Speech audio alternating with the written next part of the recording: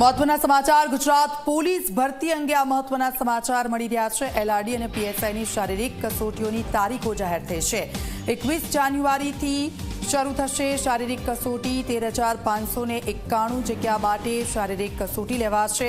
તબક્કાવાર વિવિધ સેન્ટરો પર યોજાશે શારીરિક કસોટી। પોલીસ ભરતી માટે 14 લાખથી વધારે ફોર્મ ભરાયા। મિતુલ પારેખ અમારી સાથે ફોનલાઈન પર જોડાઈ ગયા છે। ઇતર શારીરિક કસોટીઓ છે 21 જાન્યુઆરીથી શરૂ થશે, તેને લઈને શું છે વધુ માહિતી? જી ચોક્કસ એવું કહી શકાય કે ગુજરાત પોલીસ ભરતી બોર્ડ દ્વારા 13,591 જગ્યા માટે જે જાહેરાત આપવામાં આવી હતી અને સ્વાભાવિક છે કે મોટી સંખ્યામાં ફોર્મ ભરાયા હતા।